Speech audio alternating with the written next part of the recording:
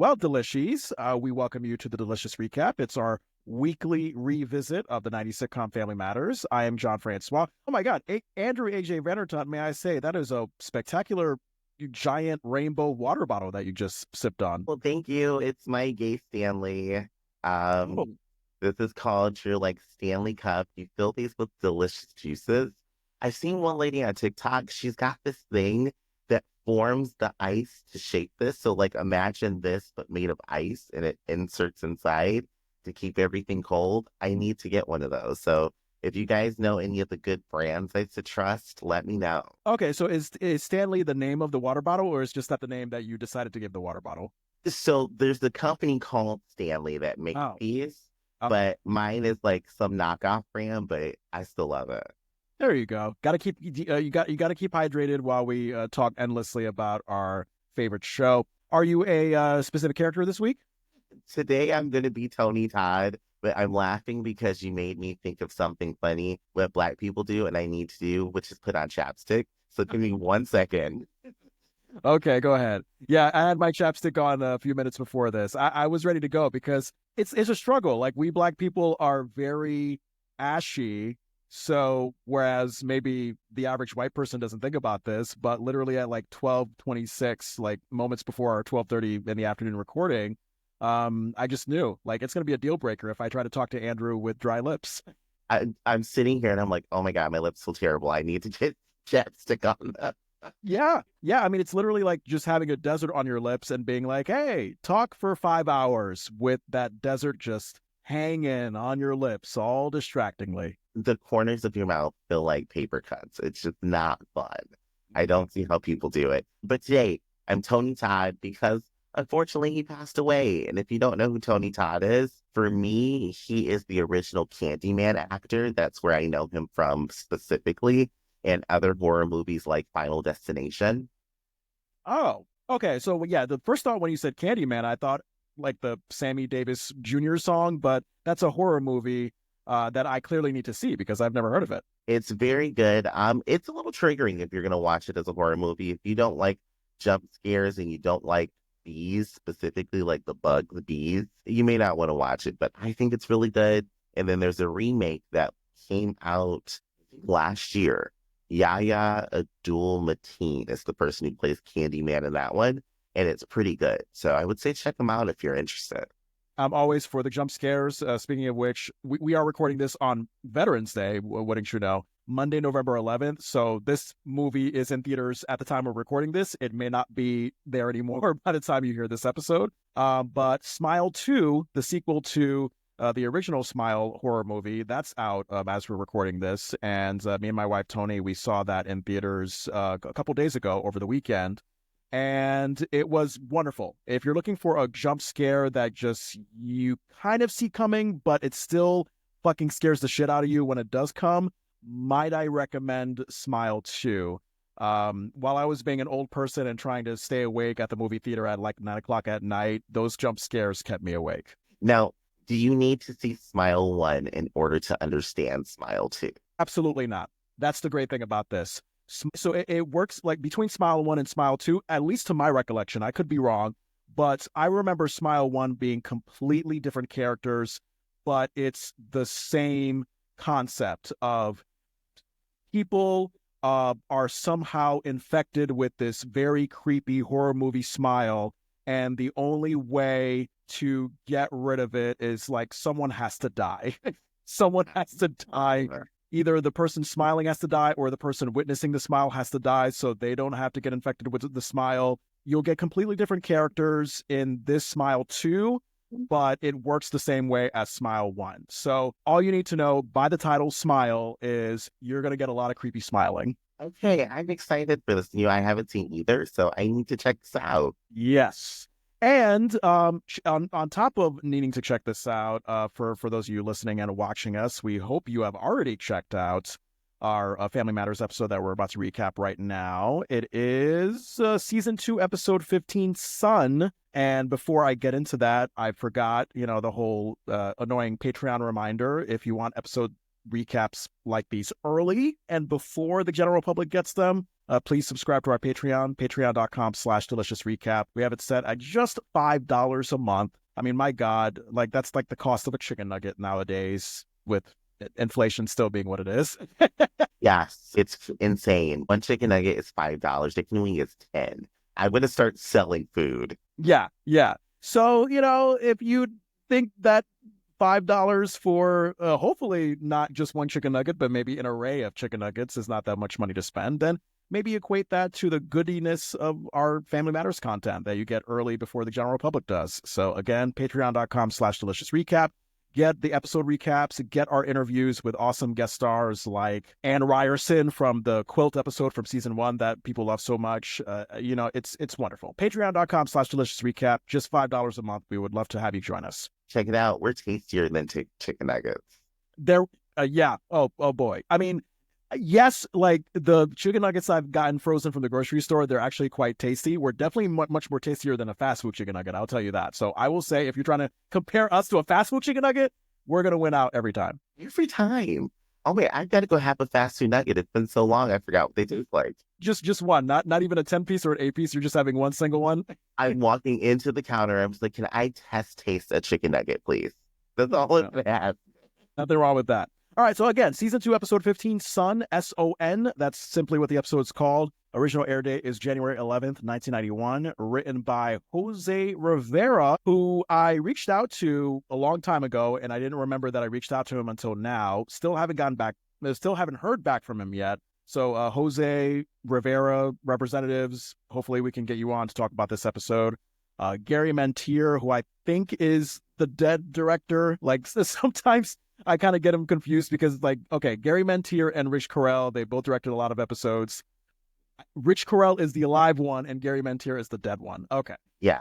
Rich is alive. I remember that because I'm always going to be like, oh, Rich is a friend of the pod since we had him on. Yeah. Guest stars, only one. Lawrence Cook as the doctor. I got to check if he's dead or not, but to be honest, looking at him, I wouldn't be surprised if he is. He did look a little bit on the older side. I don't mean that disrespectfully. And I'm like, he's probably not here. It's okay. If he's dead, it definitely doesn't matter if we insult his old lookingness back in 1991.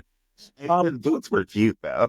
His boots? I didn't even notice what his boots were like. Did he have like very wintry Chicago boots? He did. He had, those boots that you would got as a kid that had like the padding on the outside of them and everything? Like they were like big snow boots. Those are the boots he had on, and I want them. Okay. All right. Now, I'm curious about your thoughts about this Hulu synopsis, because I think it's the best one we've gotten. It simply says, Harriette acts as peacemaker when a fierce argument between Carl and Eddie tears the family apart. I thought it was perfect because it's like, oh, this gives me enough that I want to watch, but doesn't give it all away. I can 100% agree with that. That was smooth, and it did not spoil anything that's happening in this episode. Yeah. So let's dive into it. And let's see, we get into the cold open. I will not be surprised if you like this cold open because Little Richie, he is the star front and center in this one. Your thoughts? This was a great cold open. We have Little Richie using his cuteness to get what he needs done. And I thought this was the best thing ever. Yeah, he is, I believe, he has a playhouse that he wants to have built. So we start with Carl eagerly walking into the living room with his snacks, and he has the game on TV, whatever sports game it is. He's fluffing up pillows. He's wiggling his ass happily as he sits on the couch. He's ready to go. He's given that sports game loving, straight married man dad vibe. My first thought was those pillows look very flat and uncomfortable. And again, these are old man things that I notice, Andrew, because I'm at that age where pillows are as important to me as breathing. Like I've sat on pillows like that and have had them on my lower back, and moments later I have back problems. So my advice to anybody is that if you want a comfortable pillow for your lower back, make sure they actually have some fluff in them. Those pillows are as flat as a pancake. I did not like them. Part of getting older is seeing comfort. Like, you no longer look at something, you're like, oh, that'd be really cool to sit on. You're like, how comfortable is that? That is getting older, and I love it. Right. Now, what did you think of what Carl chose to wear for what should be a very casual time on the couch watching the game, because he gave me Harriet vibes because he's got his of course he's got his water bottle, he's got the long straw, he's just sucking out of it as he's like laying down from where we're looking at horizontally on the couch. And he's got the button down tucked in with his casual dress pants. I think he's wearing loafers.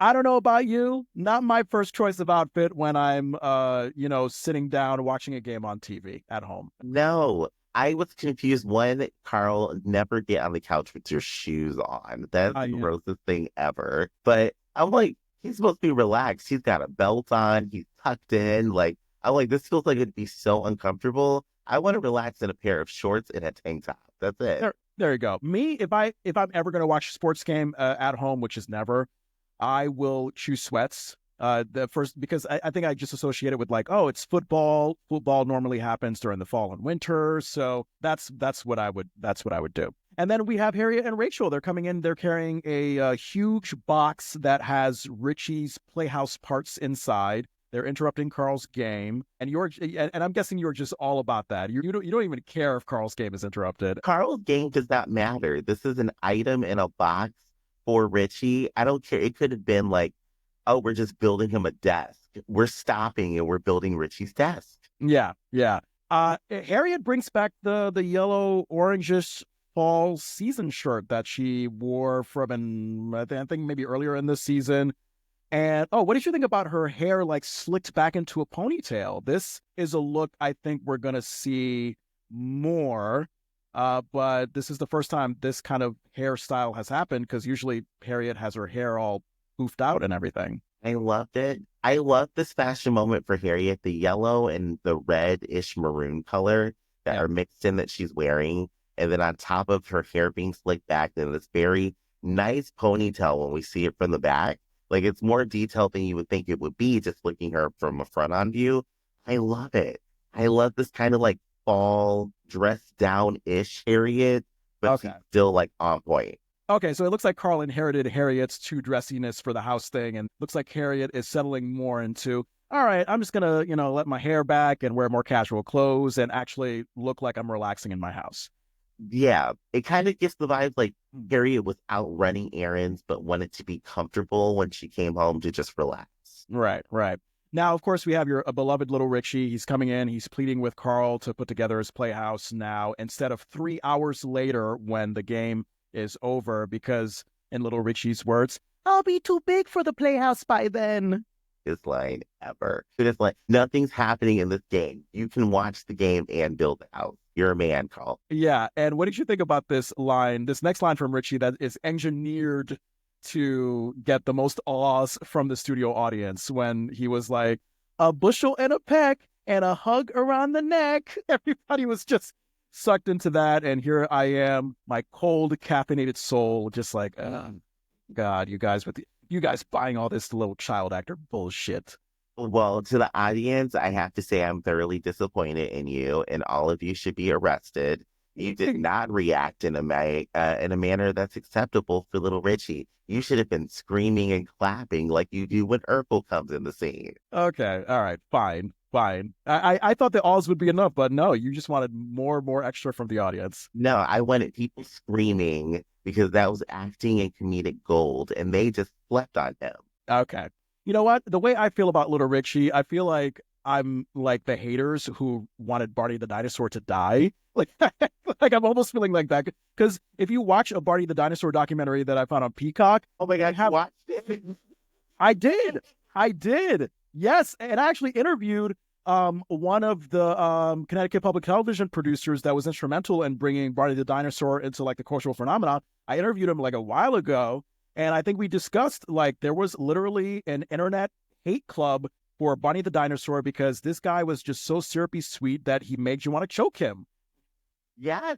He's a gummy bear, and gummy bears, there's nothing wrong with them. And you don't know how to handle that. So people went on rants and tirades about Barney. I never got into Barney. He was a little scary to me as a kid. So I just kind of looked from a distance. But I can get why people are like, punch that thing in the face. Oh, my God. So now I can understand. Now, like with Barney's, I love you, like that whole fucking vibe, I can understand why he would come off a wrong way to people. I would have to say that as a kid, I was Barney obsessed like nobody's business.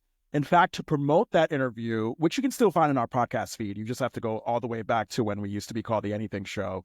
I actually promoted the interview by posting a picture on my social media of me in my, I think I had Barney slippers with like a Barney bed sheets and Barney pajamas. This is all in one picture that I'm being sent to by my mom. And this was like, what, 1992, 1993? Because I'm born in 91 and Barney came out in 1992 when I was like 1. So I was like that perfect age for the Barney phenomenon. And now, I kind of have mixed feelings about it because it brings so much sweet nostalgia to me. But at the same time, it's like, all right, yeah, dinosaur with a plastered smile that never goes away keeps on telling you, I love you, and let's pretend that things are happy when they're not. Like, I can understand people wanting to lose their fucking minds at that. Speaking of which, I think Barney would have been perfect for the Smile movies because, when you have a smile that doesn't go away, that's a perfect horror movie villain thing. Okay, so I would pay to see a Barney horror movie, like take all of my money. I will not stream it illegally because that sounds like gold. The Winnie the Pooh killer movie, amazing. So if you do a Barney one, I will be there front row and center. But I do love, and they talk about in the documentary for Barney, I love that Barney becomes a hated figure in people's lives once they become jaded by reality. Because as soon as we experience reality, we're like, nobody is this loving ever. This does not exist. And we're lying to our children. And meanwhile, the kids are like, yeah, I love Barney. And you're like, no, girl, this is not going to last. Yeah, I wish that we had more love in the world like Barney gives us, but the criticism I get about Barney is that he makes it a black and white thing where it seems like, oh, the world is nothing but love. There's no tragedy. There doesn't have to be sadness. There doesn't have to be crying. Let's all love each other and hug each other. The world's not that simple. So that criticism of Barney, I do get, despite me loving him from my childhood.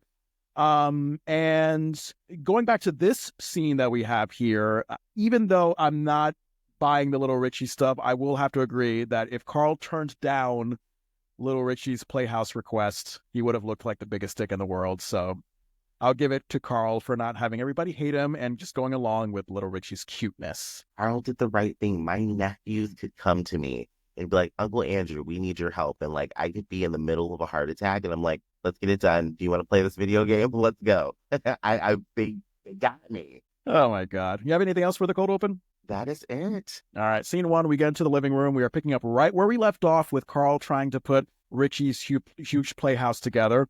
In walks Steve Urkel from the swinging kitchen door with no acknowledgement or applause from the audience. It's just a casual, quiet, hey, big guy. Yeah, this audience, you don't cheer for Richie. You don't cheer for Urkel. You're an interesting group. I wonder if like the directors told them not to cheer. I mean, if they did, then that's just interesting because this is their hit character. You would think that they want to milk the cash cow for all it's worth. Did you pick up on Steve using my favorite word that he used, God, way back when he was doing that date with Rachel, thinking that Rachel fell in love with him? What's your favorite word? So Carl pokes his head through the playhouse window and Steve is joking like, oh, why don't you just wear a hat like everybody else, big guy? Like he's making that joke. He's got the snort laugh with it. Carl says he is not in the mood for Steve's shenanigans. And then Steve asks, oh, what's the problem, my portly pouting pal? He uses the word portly again.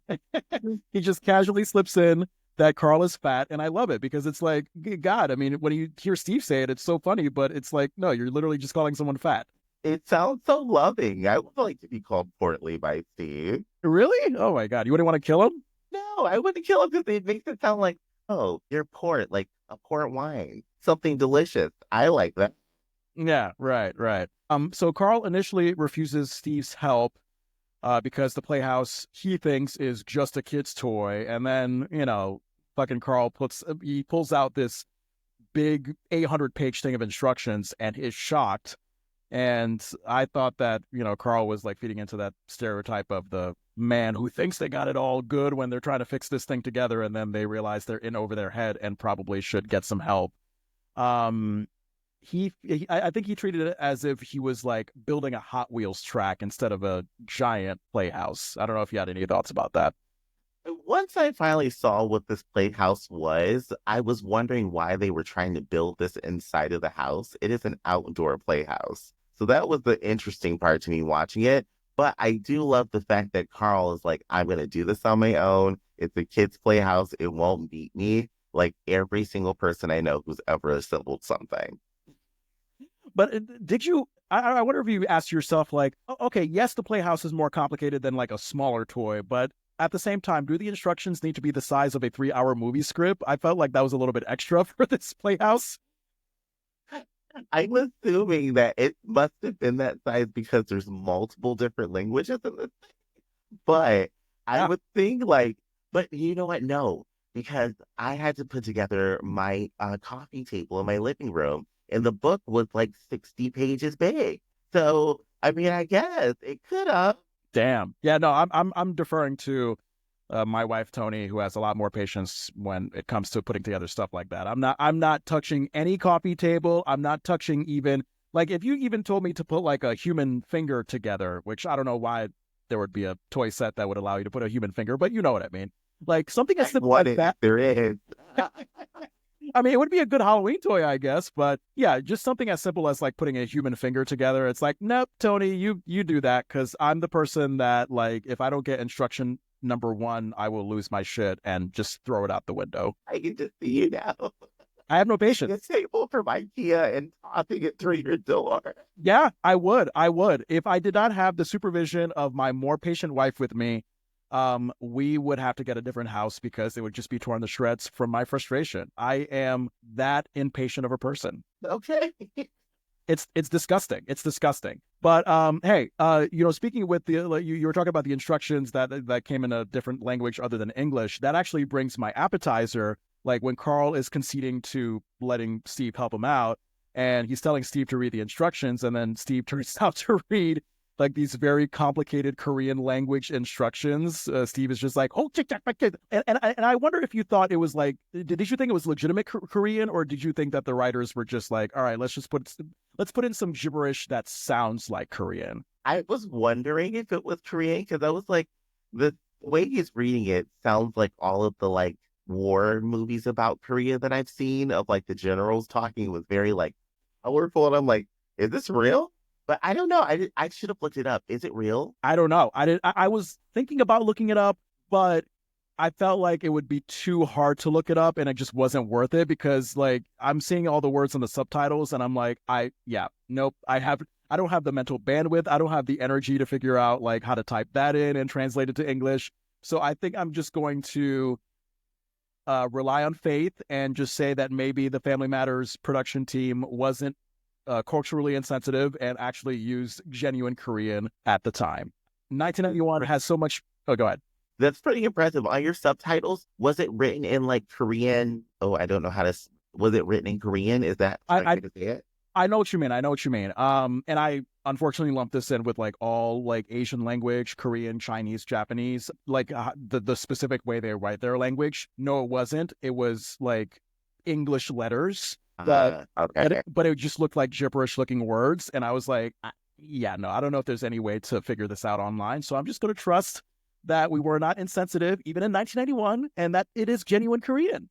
It's genuine Korean. Steve's got talents. Yeah, I thought it was Japanese at first because I don't know. That's just where my mind went to. Because like my thing was like, oh yeah, we're like about to build a playhouse that was built from Japanese people, and I remember that the 1990s. I mean, if you think about it, that's when Japanese culture really started to take form in America. I mean, especially with anime. You know, Pokemon was a big thing in the 1990s. It really was. It really was. I mean, when I first heard it, I was just like, okay, they're speaking in a language that I don't know what it is.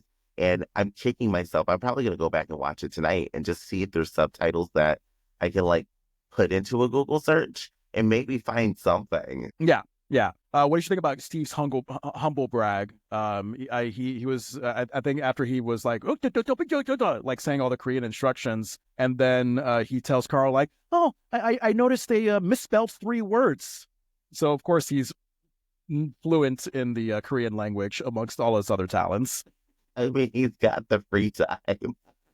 I love that Steve is like, I'm going to read these instructions and be shady at the same time. Right. And this is where Steve also teaches Carl a simple Korean phrase. And my God, this fucking catchphrase from this commercial must have been so fucking big in 1990 or 1991, because Carl is listening to this Korean from Steve and he's like, what was that? And then Steve's like, it's Korean for I've fallen and I can't get up. And the audience laughs like fucking crazy. I mean, my God, how popular was this Life Alert commercial back then? Everybody must have seen it. Thank you for saying it was from Life Alert, because I was watching it and I was like, I feel like we talked about that last We week. did? What does this mean? Yeah, remember it was 2 episodes ago, the Christmas episode where Steve was visited by Laura in the basement and he faints from Laura inviting him to Christmas Eve. And yeah, he, does the whole I've fallen and I can't get up shtick. Within the span of 2 weeks, it's been referred to a lot. So clearly this commercial must have been hitting a chord. People must have loved it, or maybe they got sponsored or something. I guess, because if there's anybody who's going to watch Family Matters, it's a bunch of old white people who just cannot get up from the ground. You can't get up after the laughs put you on the ground. Yeah. Anything else about scene one here? That is it for me at the scene. Cool. What are your thoughts going into scene two? This is like, I put down like we're in the kitchen/living room. We are opening with Harriette, Laura, and Rachel in the kitchen. Any thoughts about this scene? I love that they're preparing food. Again, none of it looks seasoned, but it does look like this is going to be an interesting meal. Yeah. Oh my God. And this is when I'm just noticing that Harriette had a saggy turtleneck under her Mom Fall Season shirt. I don't know if you noticed that like the first time around. Yes, that kind of like big neck on it that was sagging down. I think those are super comfortable. I love wearing sweaters like that during the fall. Yeah. And speaking of sweaters, Laura, very thick purple flowered sweater that she was wearing. Kind of reminded me of the sweater that I think she wore last episode, where it was like it's so thick that it looks like it was very itchy. It looked so uncomfortable. The entire time I was looking at her, I'm like, I would be scratching my neck. Right. And I think there was a continuity error that happened when Rachel is wondering if it was a good idea to ask Carl like whether or not like Richie's Playhouse, him fixing it or putting it together, was a good idea, because we know that Carl is not exactly known as Mr. Smooth Fix It. Harriette surprisingly defends the moment where Carl was able to put like an extra light socket into a wall, and I can't remember who made the joke. It was either Laura or Rachel that was like, well, something about like, well, yeah, that happened, but then he like lost his hair or some shit like that. Does it? And she's like, he finally grew back his eyebrows, which I would have loved to have seen Carl without eyebrows. Like, if we could have got a little snippet of this, I would probably scream, because it just sounds hilarious. This is my appetizer and main course of this episode, is Rachel starting to focus on the fact that this house has caused a problem. First, she's like, I brought it in with Carl's game, got Carl to do it. Now she's like, should I really have him do this? Because remember everything else Carl has touched? And it's just going to grow. And I love this about Rachel. All right. I like that. What did you think about Eddie on the phone in the kitchen? He's bragging about his growing chest hair to Jolene. Oh, 1991 teenagers. Gotta love him. Look, he is a proud, accomplished man. He got his first chest hair. He was ready. A couple of thoughts. One, I was like, oh yeah, Eddie and Jolene's on and off relationship. I guess it's being turned to on right now. Number two, what did you think about Eddie's outfit? Because he had like this like bright blue and yellow polka dotted outfit. I thought he looked like a clown, to be honest with you. It was an interesting outfit. I didn't like it. I felt like they tried to find a kid's pattern like shirt to put on him, but they needed an adult size, so it just didn't look good. And my problem is he has his foot on one of the chairs. Oh, you just have something about feet with shoes being on furniture. You put all of outside on my furniture is what happened when you do that. That is so gross to me. Okay, all right, I get that. Now, what do you think? Yes, I know it's 1991, no portable cell phones yet, but yet just the visual of Eddie having a very personal conversation with his girlfriend in front of the family in the kitchen. I mean, clearly he could use a phone in his bedroom. I wonder if you, Andrew, would be like, oh yeah, like I would definitely have those personal conversations with my family standing around me. I mean, you had to. When you had a house phone, you just had to do it. Like most homes, at least until once I was, I think like 13, 14 that we had lived in, there was only one phone jack, and that was in the kitchen. So if everybody's in the kitchen, you just gotta have this conversation in front of your family. I couldn't do it. I mean, it has to be an empty kitchen, or I have to have the other wire telephone coming from the basement. Maybe my grandmother is not around because she had a bedroom in our basement.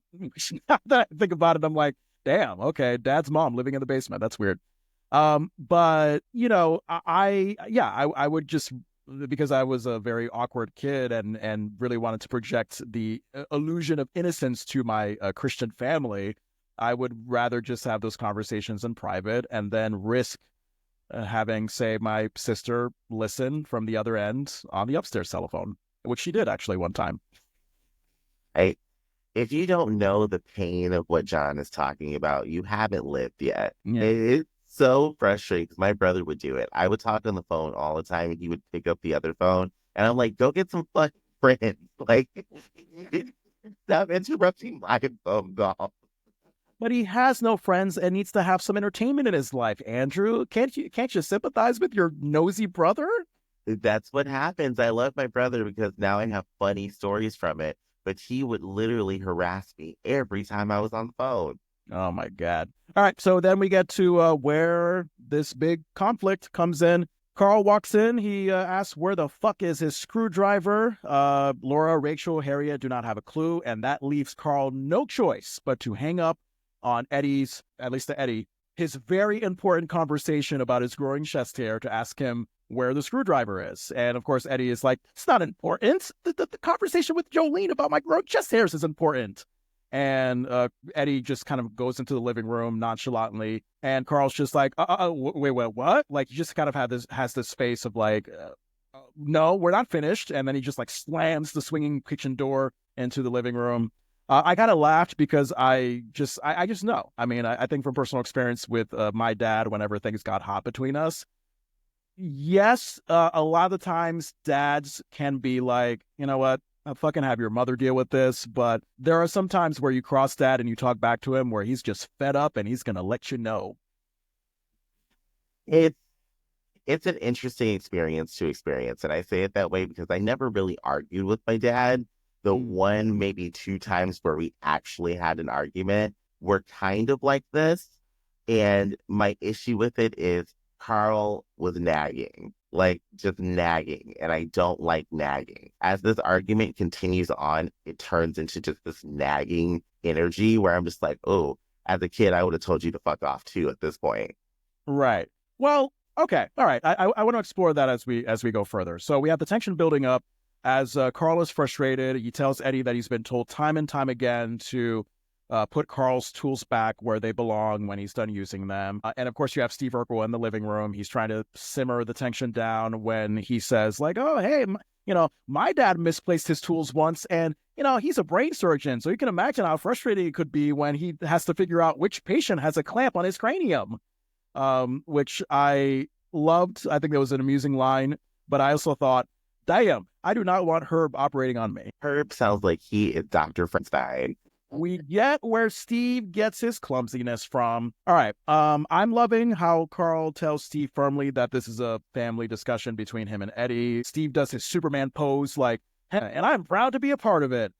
Carl, you didn't like that? I thought it was so funny. It says it was full confidence. He's like, yeah, I'm not going anywhere because I'm a part of it. Yeah, Carl shoos him away, and rather than Steve actually taking the hint, he just sits down on the chair behind Carl and Eddie while they duke it out.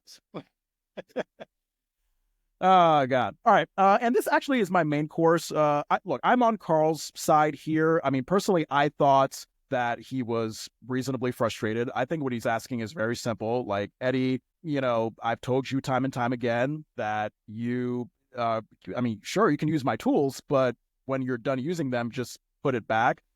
I mean, personally, I didn't find anything wrong with how he handled it. I mean, obviously, if Carl was like fucking screaming at the top of his lungs at every line and getting out the fucking belt, which a lot of black dads would do, including my own back in the day, then I would have like sided with Eddie completely. But yeah, I mean, what I admire about this episode, kind of related to my main course, is that even though we've gotten a lot of Carl and Eddie father-son tension moments, Jose Rivera, the writer of this episode, he gave a little bit of an interesting twist. He did it in a way where I was more on Carl's side, but at the same time, I could understand from Eddie's point of view, because when you're a teenager, like, you're so fucking self-absorbed, and the things that later on as an adult you'll realize is not a big deal. Like, at the time, it's like, oh yeah, like all you can think about is like girls and your growing chest hair and trying to get lucky with the girls. While I am more on Carl's side, I also am like, well, you know, Eddie's fucking clueless and he'll learn eventually. This is just part of growing as a teenager. That's what I got from this. What I got from this, Carl's initial statements about, like, you know, I told you time and time again to put my tools back when you use them. Right. Get it. Perfectly fine. That's a reasonable way to come at this conversation. Where I have a problem with Carl's response is it turns into constantly going back to this issue as opposed to, well, what have you done to correct this behavior? Because you're saying that this is happening time and time and time again, but nothing's happening. So now you're blowing up for all the past times in this one situation. What have you done to change it? In this situation, it's clear Eddie is in the wrong. Eddie is very clearly in the wrong for losing the screwdriver, for not putting it back when he used it. And those issues he needs to take responsibility for instead of being a little shit about it. Because Eddie's being a shit. At this point in the conversation, after Carl initially got that out, it wouldn't have turned into, well, how don't you remember, and all these additional questions to keep dragging on this conversation. It should have simply been, Eddie, go find the screwdriver now, or you don't go out. We could have been done. But the whole nagging additional sets of lines that come after this, I was like, yeah, not for me. Because at that point as a kid, if you ask me, how did you forget something? I'm going to turn and look at you. If I knew how I forgot it, bitch, I would have remembered. Like, don't ask me those type of questions. That's where I was like, okay, we're not doing this.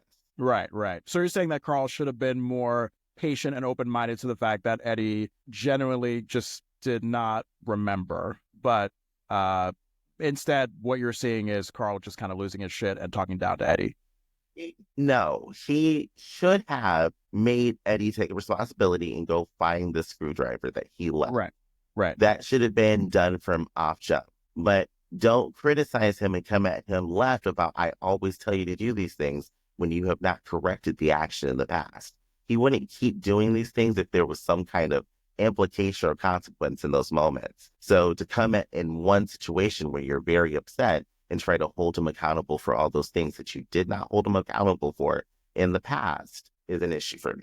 Okay, I think I see what you're saying. So I think what's being implied here is that Carl has told Eddie maybe like 5, 6, 7 times, and you're saying, well, why are you saying this 5, 6, 7 times? Maybe after like the first or second time, you could have done something more active to let Eddie know that this is going to be a problem. Now, you know, I'm kind of in between because, like, I come from, you know, that immigrant black family thing, and maybe this applies to like all black families, immigrant or not immigrant, where back in the day, like, you do something wrong and it pisses me off, like, I'm gonna spank you, child. So I come from that.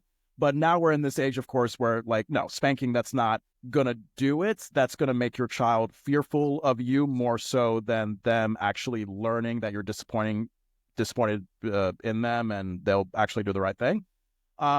So okay, all right, interesting point that you make there. Oh, I mean, even though I'm on Carl's side here and thought that, like, he's trying to be very patient with Eddie, sometimes maybe to the point of being too patient.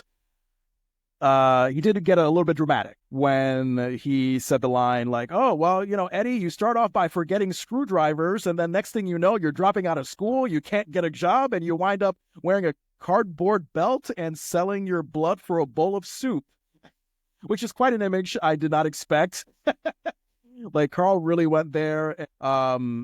I don't know. I thought that was an amusing line because, like, while his argument is reasonable that Eddie needs to not be a shit about this, he also does this thing that I've seen my mom do time and time again, where they will think like, oh, because you don't do your homework, all of a sudden you're gonna sell crack. I love when parents do this. So I did laugh at that point when Carl's like, you're going to get this, and then when he said the cardboard belt, that's what sent me. Like, I'm like, so Eddie's not even going to be able to afford like a robe. He's going to wear a cardboard belt. And I just started laughing. Yeah. And then, of course, Steve Urkel just has to make the moment even better. He's just chiming in, what kind of soup? And Carl is like, what the fuck difference does that make? And then Steve comes back with, oh, I don't know. It's your story. Steve took me out when I was first watching this episode. I was eating broccoli cheddar soup. So this was like the perfect moment. It was quite funny. And Steve took me out, but Steve is just like, well, it's your story. So why would you bring up soup? I love it. And you know what? Very appropriate that you were eating broccoli cheddar soup. I actually wish I was eating tomato soup with grilled cheese during this time, because that's what this moment made me thought of. It was just like, oh, I hope it's tomato soup with grilled cheese. Because, I mean, my wife makes a killer grilled cheese sandwich with tomato soup. So there you go. Okay, so I have to ask you, are you a dipper? Do you dip your sandwich in soup? Absolutely. Do you? I don't eat it. So I've never had tomato soup and a grilled cheese together. And I just always wondered, what does it taste like? Is it like ketchup on cheese? No, absolutely not. No. Tomato soup, for some reason, it both has a certain flavor that I like, but it's also bland. Like, it just has that like great mixture of like, oh, you can kind of taste the tomato, but you can kind of taste nothing. And it just fits greatly when you dip it with your grilled cheese. Now, granted, I never had grilled cheese and tomato soup growing up. That was never really a thing in my house. It wasn't until I met my wife, Tony, that like she got me into it. And I think the first time I tasted it made by her, it was like, oh, okay, maybe this is not my thing. But I don't know. Along the way, as a nice, simple, cold season food, it's like, yeah, brah, I'm into this. Okay. Oh, I might have to give it a try if I can find some good vegan cheese. Yeah, if you're not gonna fart and poop endlessly from the amount of cheese that you'll be eating, I would highly recommend it. If you want like a nice, simple fall, winter season food that'll fill you up and make you happy as you're binging on Netflix with your sweats on and your hoodie over your head, grilled cheese and tomato, all the way. Best advertisement ever. Because you know how lactose intolerant we Black people are. So, I mean, for me, it's fine. Somehow it doesn't make me like, it doesn't make my ass explode. But yeah, I think it's great. I think it's wonderful. So I highly endorse grilled cheese and tomato soup on this very fine November day. Okay, that's another commercial. I endorse grilled cheese and tomato soup because it doesn't make my ass explode. Yeah. If it's good and it doesn't make my ass explode, 5.5 stars. That is a delicious star rating I will not take away. All right. So, Steve, back to this scene and away from the topic of my ass exploding. I love Steve's reaction to Carl and Eddie just blowing up at each other. Steve just has this shocked, like, uh-oh face, like as he's watching a soap opera in front of him. Carl just tells Eddie, like, you're not going on your date with Jolene. And this feeds into my dessert when Steve actually says out loud, whoa. And Eddie is pissed, of course, because he cannot go on the date. Carl says he doesn't like his attitude. Eddie does what I thought was the dumbass teenager thing. He talks back to his dad and he's just like, well, I don't like your attitude. And Steve, we get another shot of Steve just having like that open mouth, like, whoa, like that reaction of a kid that feels like he's about to witness a really serious Black dad whooping. He knows he's about to see an ass whooping of a lifetime. And he's like, oh my God, should I get ready to call the cops? But Carl is the cops. Yeah, that's true. Steve will call the cops and Carl will be like, what? Really? You mean me? No, I'm going to call them and tell them to refute your call because they're my friends. Mm-hmm. Oh, God. And I found it very interesting that Eddie, he didn't continue with the defiance. I thought Eddie was going to like be more of a bigger dick, but like pretty much immediately he was like, oh shit, I stepped the line. And he apologized he was about to apologize to his dad, but Carl just cut him off and it was just like, go, like motioned Eddie to go upstairs now, go to your room. And what did you think about that? I thought it was a great ending to the scene to kind of have this final big explosion. It's like, oh shit. Well, everybody's just fucked now. Yeah, another dessert. Once again, Steve, he is being caught in the middle of this. He did make me laugh. And he was like, okay, Carl, how about transcendental meditation? And then he starts with like, oh, like the great Maharishi once said. And then Carl angrily cuts him off with scram. And Steve is just quickly like, okay, well, that's not exactly what he said. It's close enough. And then he just leaps off the couch and out the kitchen door. It was wonderful. It was another dessert. That was a great ending to it. That's a dessert for me. Yeah, that's going to be a dessert because the way Steve jumped and navigated this living room and ran out of there was perfect. Yeah. Any other thoughts about scene two? No, that's it. Cool. Scene three, we go in the kitchen. Oh boy. And it's a very short scene, by the way, because essentially, like, Eddie is not listening to Carl and trying to sneak out late into the night for his date with Jolene. Your thoughts about this one? Laura is in this scene, and I love when Eddie comes downstairs thinking he's so quiet. She, as the middle sister, screams his name. I'm like, that is the best thing ever. Yeah, I mean, Eddie is clearly setting himself up for trouble. I mean, look at him. He's all dressed up. He's got his leather jacket on. He knows he's grounded. Literally, I'm saying to myself, oh, Eddie, don't do this. Don't do this. I mean, because I think, did Carl, like, establish when exactly, like, for how long Eddie is grounded, or did he just say he was grounded? He just said he was grounded in this first scenario and that he wasn't going on the date. He didn't say, like, when the grounding would end. Got it. Eddie clearly is making it worse by trying to sneak out late into the night. And I actually love, going back to your point about Laura, not only like the greatness of her being like, oh, hey, what are you doing? But also like the symbolism of her like holding a basket of laundry while she's trying to be the voice of reason and tell Eddie that he's doing a stupid thing. I don't know. There's just something about that basket of laundry that like screamed out like a very minute but important detail on part of either the writer or the producers that like, hey, Laura's the responsible adult acting of the sibling, and Eddie is the rebellious child. It may not be that significant to you. That's totally fine. But I don't know. There's just something about that basket of laundry that gave me like, oh, you're kind of like enacting this Harriette thing where you're trying to be the motherly voice of reason to Eddie. You should be a philosopher on Family Matters. This is definitely something I say that seriously. Like, that's a whole philosophy statement you just made because I did not read into that as much. I missed the entire basket of laundry. So you have just blown my mind open. No, because now you're giving me traumatic memories for high school and college, and just me having to like sit in class and pay attention to anything that a teacher says. No, no, no, no, no. Not going back to those days. Even if it's for something as interesting as Family Matters philosophy. Look, it could be a college course one day, John. You never know. I guess.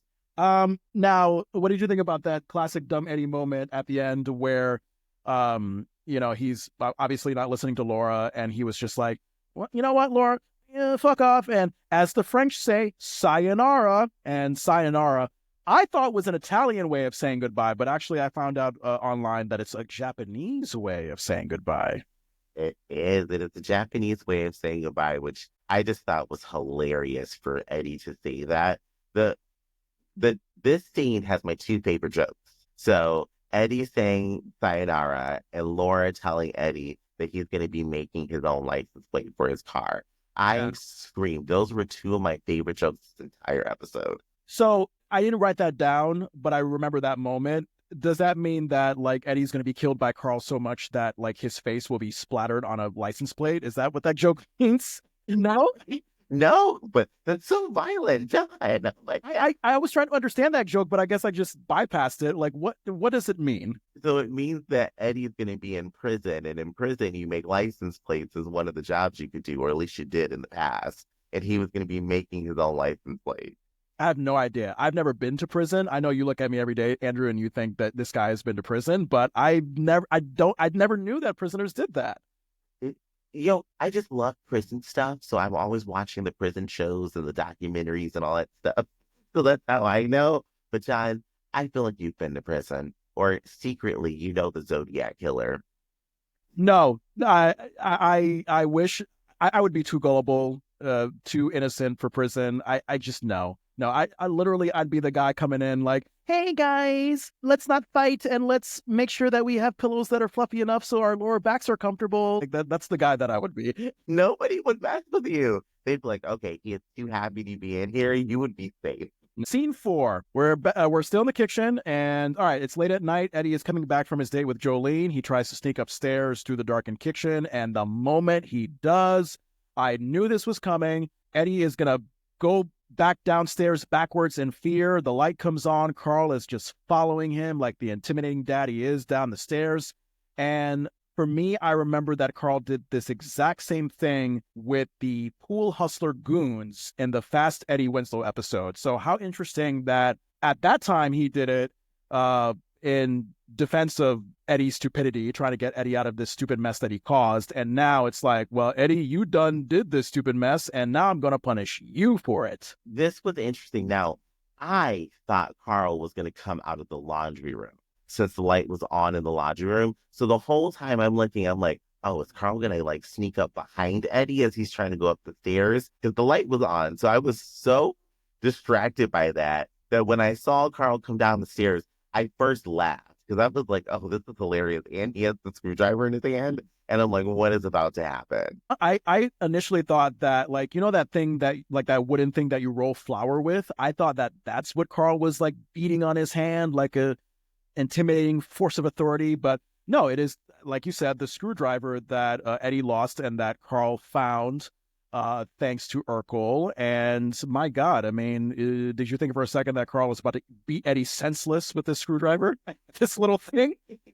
But when I noticed it was the screwdriver, I went into like horror movie mode and I was like, oh my God, Carl's going to stab him in the eye with it. But then when he like started tapping in his hand, I was like, okay, is he going to hit him with the handle? Like, what is about to happen right now? So many things. So Carl confirms to Eddie that Urkel did find the screwdriver that Eddie lost. And he also says that Steve found 38 cents and a mood ring. Did you even know what a mood ring was before this moment? Oh, yeah, I've had multiple of them. Okay. So for those like me listening and watching who didn't know, a mood ring is a finger ring that contains a thermochromic element or mood stone that changes colors based on the temperature of the wearer's fingers or finger. The colors are believed to represent the wearer's state of mind, although this interpretation is not scientifically reliable. So you've worn a mood ring, you're saying? They were like all the rage. I mean, for kids in my age group of the 90s, like you could get a mood ring in your cereal box. You could get them at the stores. Chuck E. Cheese, they always had mood rings for like one ticket. So if you go to Chuck E. Cheese a lot as a kid, you could get them. And I loved them. They were so cool. Oh, how it works is like, so is it like literally like, oh, if you're angry, the mood ring will turn red. And then if you're happy, it'll turn like yellow or some shit like that? Yeah, like when you get them, typically like the mood rings, you get like a little box. It'll have like this little piece of paper inside that says green is like, oh, you're in love or embarrassed with somebody. Red is you're angry. Blue is you're happy. And like it would just change colors. Now, I don't know if the body temperature related to whatever the paper said, because sometimes we would take them and like blow on them like with hot air and it would change color so we could match our friend or something like that. All right. Okay. We have a fearful Eddie that lies that he was out looking for the screwdriver. Of course, Carl sarcastically asks Eddie if the dressy date night clothes he's wearing is his screwdriver hunting outfit. And then when Carl observes that Eddie has lipstick on his collar, do you remember the audience like going like, woo, woo, as if they don't know that Eddie could be beaten senseless in like 2 seconds? This audience has let me down again because they do this woo thing where it's like, wait, are y'all not reading the room? But then when Carl says, were you necking with the weed whacker? They didn't laugh loud enough. I was like, that was gold. Yeah, I think that was, I don't know if that was my dessert, but it was definitely a moment that I wrote down. It was just the perfect button to this whole sarcasm thing that Carl was going on. But yeah, I mean, like the audience clearly are clueless teenagers like Eddie as well, because, you know, Carl's not happy. We're not in the mood to whoop, whoop, whoop Eddie getting lucky with Jolene that night. And I love this moment where Carl like fake laughs along with Eddie, like, you really like that girl, Jolene, do you? And Eddie is just taking the bait and he's genuinely laughing along with Carl, like, yeah, I do. And they're both laughing, with each other, like, and then Carl ends with, well, I hope she's worth dying for. I thought it could have got a bigger laugh from the audience because it was like one of those punchlines that was set up to do that. It had great build up and then boom, like Carl completely turns serious and just, I hope she's worth dying for. But, it didn't get as much of a laugh as I thought. I thought it was funny. I was laughing. This audience in this episode, their just reactions are so weird to me because they laugh at some things where I'm like, that wasn't that funny. But this I'm like was hilarious. And they're like, ah. Yeah. But as we can see, shit's about to get real in this scene. Carl tells Eddie he initially was going to apologize because he felt like he had been too rough on him, which I personally disagree with. But Carl says now that he realizes he wasn't rough enough. Now, I think in a way may agree with that point because this maybe is like related to the fact that Carl should have been more direct, more defiant the first or second time that he told Eddie to put the fucking screwdriver back.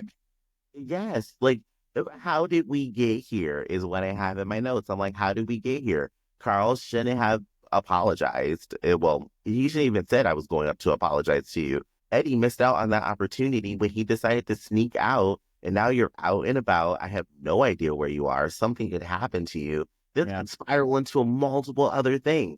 So now when Carl says I wasn't hard enough on you, I agree with you, Carl. You weren't hard enough on him. Mm-hmm. Well, Eddie gets defensive. He does a self-absorbed teenager thing. He says, like, oh, Dad, this date was very important to me. And then Carl has decided that he's now grounded for 1 month. Eddie, of course, loses his shit and says he's acting like a maniac, which is the greatest opportunity for Carl to be like, all right, 2 months, 3 months. How long you want to go? He's just, and I get it. I mean, one could say in a very PC way that Carl is being kind of petty when he's responding like this. But at the same time, it's like, you know what? If the son doesn't get it, I would probably lose my shit too and be like, a year? You want to be grounded for a year? How about that? I can understand Carl responding back. For me, I think it loses the effectiveness when you do. Because instead of Carl saying like, well, 2 months, 3 months, he could have been like, well, you're still going to be in your room for a month. Like at that month right there, if he would have just stood on that and be like, Eddie, I don't care. Say everything you want to say. You still got to be here for a month. Like that would have sealed the deal for me. Now, comedy wise, it was funny. But in like real life, I would be like, no, we're not going up 3 months. I'm not going to let you dictate how much I punish you. We're going to start with the month. And if you can't make it through that month, you have no idea what's going on in this black brain of mine. Oh, God. Now, what did you think about Harriet's role? So she comes downstairs to find out what's going on. And, like, all right, I can see her trying to calm Carl down a little. I see the reasoning behind that because you don't want Carl to go completely apeshit and have bloody marks on Eddie from all the spanking that he would do with him with his belt. But at the same time, I find Carl's anger very valid. Eddie is really pushing. All Eddie had to do in the beginning was apologize and actually show that he's learned from his mistake. But, here we are. Carl's tame grounding punishment at first turns into something that elevates to what we have now. And then we have Carl and Eddie. They're building up to a point where after Carl tells Eddie he will follow his rules as long as he's in his roof, Eddie is just like, well, maybe I'll just find another roof to live in. And then the both of them just exchange this funny back and forth, like, okay, fine. What did you think about that moment? It was funny to see them go back and forth and argue, and then Eddie's like, I'm leaving. Because, I mean, I would say at least 90% of the people I know have had that moment where they're like, I'm leaving home. Fuck this. And then you start to realize that you're like, damn, what the hell did I just say? But I can't go back now. And I detected that, where you're talking about that whole, like, inner thought of what the fuck. I detected that in the way Eddie delivered his fine, because I think the first fine was more, he was kind of stuttering a little bit. He was just like, well, fine. And Carl, I think, had a little bit of that too. Fine, I guess you're moving out.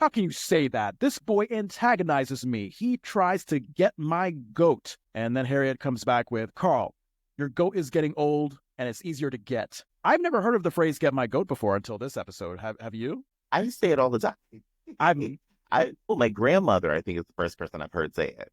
never heard of this. Family Matters, again, introducing me to phrases and words that I've never heard before. So looking it up online, get my goat is literally another way of just saying that you're annoying or irritating someone. You got my goat. Yeah. And then Carl does his defiant king and I stance, telling Harriette, I have spoken, which I think he did. Didn't he do something like that last season when it was like that Battle of the Sexes bowling episode? Yeah.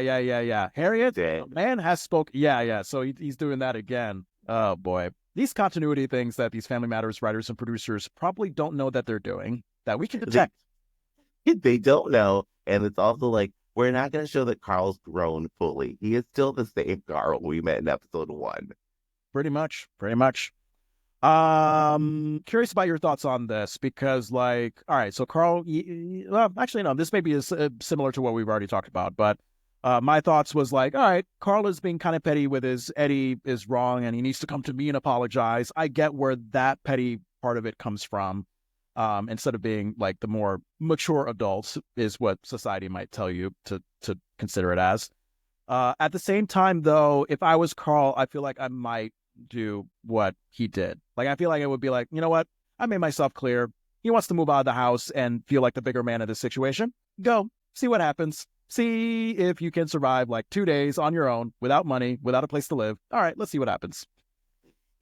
Let's see what happens. I mean, the only way I would have been like, Carl, go apologize if he was like vocally saying that he didn't want this to happen. If Carl was expressing like, no, I don't want this to happen, like vocally to me, I'm gonna be like, okay, then you need to go apologize. But if you're not even vocalizing that you're sorry about the situation, we just gotta let it happen. Yeah. What did you think about Harriette giving Carl the ultimatum laced with her wonderful sarcasm? She's like, whatever you say, King Carl. But if Eddie leaves the kingdom, you'll be sleeping on the royal couch. See, Harriette is a woman of standing. That is what I love. This is what the fuck Carl should have done about that screwdriver from day 1. You don't sleep in your bed if you don't fix this issue. Yeah, because I think also we have to recognize that a mother's love for her son and worry for her son, like there's nothing like that. So the dad could be all like, you know what, motherfucker, I'm right. He's wrong. He's going to live on his own. And yeah, sometimes it'll take the mom being like, no, that's my baby. You're not doing anything about that. She's like, just so you know, you are expendable. You better get my child. We will be divorced if Eddie leaves the house and is selling crack on the street. Eddie Winslow selling crack. That is like a good offshoot. And to be honest, based on how Eddie is presented to us, I would not be surprised if he ends up selling crack. I'm sorry. Like, so far, Eddie just hasn't been the brightest bulb in the light bulb store. Oh, yeah. I would hope that he gets smarter as the show goes on, but who knows? Who knows? I mean, I could see Eddie being a little, like, classy coke dealer. Like, see him, like, classing it up a little bit, like Tony Montana, a little something like that. Say hello to my little friend, Rodney. Oh, that's good. Yeah, he doesn't shoot bullets out of the gun like crazy Tony Montana. He just shoots a bunch of Rodneys out of his fucking AK-47 or whatever the fuck that is. That's more scarier because we already hate Rodney. We don't want to have Rodney shoot out of a Scarface AK-47. No, that'd be scary as hell to have a person fire out of a gun at me. Whoever it is, you win. I don't want it. All right, so Harriette exits into the kitchen. Wow, that's what I said. She finds Eddie packing up what looks like the entire kitchen into his suitcase. Like he's just taken all the food from the house, packing it into his suitcase. And I was laughing because I'm like, boy, you are not going to last like more than 2 seconds in the real world because the irony of packing all the food that your dad has paid for as a way for you to survive. Like I don't know. It's just amusing to me. I mean, John, have you taken anything petty in a breakup? No, I've just burned it. Yeah, I'm sorry. No, I'm sorry. Like, like literally the night my ex-girlfriend broke up with me. I mean, yeah, I think I burned it or threw it out in the trash like really aggressively. No, I've never kept anything. Okay. I mean, I can see that for me. I think the most petty thing I've ever taken from a breakup, I broke up with this guy and I took all of his silverware. I literally packed it all in a bag and took all of his silverware and then threw it away because I was just like, I'm going to mildly inconvenience you just so you know what she fucked up on. And that's kind of what I think Eddie is doing, where he's like, I'm going to take all of Dad's favorite snacks just so he can know how pissed off I am. You know what? I get it. I get it. You know, the thing with either post-breakup pettiness, actually, the father-son pettiness, whatever, I'm not sympathizing with that much, but the post-breakup pettiness, I totally get. I get it. I get both, that you could breathe and mature and just acknowledge the feelings that you have. Like anything any therapist will tell you, like, no, like just cry, let it out, breathe, have it, blah, blah, blah. But at the same time, like having been through that post breakup emotional roller coaster, like as you have, yeah, we all have that immediate response of like, motherfucker, you just ruined my life and I'm going to pay back. I'm going to burn your shit. I'm going to maybe want to assassinate your family members. Like, no, I wouldn't do that. I wouldn't do that. But you have those aggressive, fiery feelings that you want to do all the shit to ruin their life. And then you do something that inconveniences them in the safest way possible, not kill anybody. And then maybe after like 5 or 6 days of doing that, then you come from a mature place where you want to move on. Right? You know what? That's very productive and healthy. And I can see myself doing that. Of just like, you rage for a couple of days, and then after you get out your rage, you're like, fuck you, but yeah, here's your shit back. Yeah, like speaking of shit, like you poison all the food that they're going to eat with stuff that'll make them shit for days. That's great. But you don't kill them. You don't kill them. You don't kill family members. You just make them shit. That's it. John, who did you do this to? I didn't do this to anybody.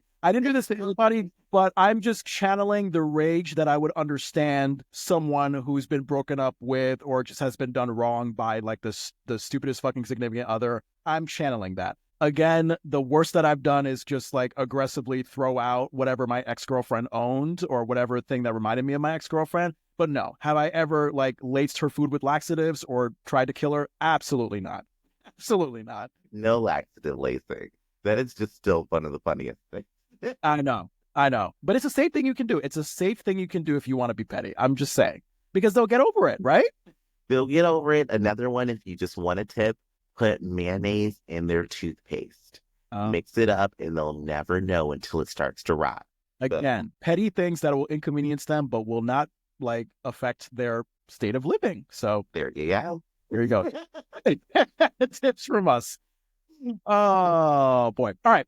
Anyway, so I thought it was very hilarious because like the ratio of food compared to what actual clothing is in Eddie's suitcase. Like I think maybe I saw like a little shirt. But other than that, I mean, I think this guy is just going to wear his dressy date night outfit that he's currently wearing for days and just survive on all the fucking food that he's taking. Yeah, I think there was one shirt. I didn't see anything else. He threw in, 3 bags of chips and 2 apples? You are screwed. Yeah, he doesn't know. Like, he just is not going to survive in the real world. What did you think about that moment when when Eddie was exclaiming to his mom, "Mom, what Dad did to me was police brutality"? I was like, Eddie, wait about 30 years and watch the news and you'll see what police brutality actually is. And then you'll probably be like, oh, okay, Dad, I fucked up. That was too far. I mean, we're foreshadowing. Wait until 3 seasons from now or 4 seasons when he gets police brutality. Like, he has no idea what he's expecting. Yeah, I literally wrote that down as well. I was like, oh, this is ironic considering that Eddie is racially profiled by a cop a few seasons later. And then he'll probably look back to this moment and be like, oh, this is what police brutality is. All right, this is my dessert. I am loving Harriette as the in-between voice of reason for Eddie and Carl. I don't know if you had any thoughts about this or if you disagree with any part about how she is trying to step in and fucking cause this or fucking solve this situation. I love Harriette being the mediator here because she's going back and forth between Carl and Eddie, who are not listening to each other. And I think the moment when Eddie is questioning, does Carl even love him? She's like, oh no, this has gone too far and I'm about to hurt both of you if we don't fix this. I remember when Eddie, like, he's of course trying to make up his mind, or not. kind of already made up his mind about leaving the house, and Harriette is asking him the questions that Eddie needs to find answers to. All right, so you're going to leave the house. Where will you sleep? I don't know. How are you going to make money? I don't know. How will you eat? I don't know. And then Harriette sarcastically says at the end, well, sounds like you have a plan. Harriet's ready. Yeah. Because she's a mom. She knows. She knows, like, yeah, you might you might be tempted to go on this impulse, but let's think logically here. How's this going to happen? Right. She's like, Eddie, I do your laundry. I know. Yeah, you can't if you can't do laundry, what the fuck are you gonna do like out there in the real world by yourself? All right, so I don't agree with Eddie's drama of moving out because of the screwdriver incident, obviously. But here's one moment where I do sympathize with Eddie. Like, you already mentioned this when he complains about how, like, he doesn't even know if his dad likes him and his dad is too rough on him and things. And this is where I'm like, yeah, you're handling this in the wrong way, Eddie, but there are some parts of your argument like this where I can agree with you, because we have seen time and time again that, Carl is, he's rough on Eddie, between grades and picking the so-called perfect career choice. Eddie has some evidence to point that Carl is very hard on the son. And while I don't agree with Eddie's whole wonderance of if his dad even likes him, I do think that Carl likes him. I just think that Carl can be a little bit easier on him. It's a complicated emotion to unpack, seeing Eddie display it. And for me, I've always felt like if your child is questioning, do you like them? There's a bigger problem here. There's a much bigger problem here, because that's a very specific state of mind for you to get to of, do you even like me? So this is a culmination of more than just one scenario for that to come out. So Eddie's making a stupid choice here. Any child who says they're going to move out when you don't even know how to wash your own clothes is crazy. You're doing a stupid move here. But we've got something that's serious going on if you don't know if your parent likes you. You've got to get punishment. There's going to be punishment. You've got to learn as a kid, and parents know. But if your punishments or the way you've been behaving around your child are leading them to even question if you like them, that's something's wrong. Something's wrong in the water. Yeah. I mean, and we've seen that Carl does not learn his lesson. He pressures Eddie in one episode, and at the end, he claims to learn his lesson, but then the next episode, we see him doing the same thing again. So Carl definitely has some faults in this, in my opinion, and we'll see if he ever learns his lesson as a dad. And all right, so Eddie, he is going to make the entire family fucking starve. I feel bad for this family because, like, all the food, like, because it's you're not only making your dad starve, but you're also making Rachel and Judy and little Richie, just like everybody else, starve when they don't deserve it. So, to the family for having to go grocery shopping for an entire house next time they go to the store. You're stealing everything that has seasoning on it, Eddie. This is so mean. God damn it. Now Harriet's going to have to make bland sandwiches that are just bread. It's like 2 pieces of bread stuck together with nothing in between. And maybe a couple apple slices, because Eddie left a few apples. Oh. Well, yeah, you're right. Speaking of which, I saw a basket of apples on that fucking table with no tablecloth. So yes, plenty of apple slices, plenty of apple slice sandwiches for this fucking family. So Harriette goes into the living room and drags Carl into the kitchen, tries to make Carl and Eddie work out their shit. Eddie and Carl, of course, they're nagging at each other like children as Harriette has them sit down on that kitchen table.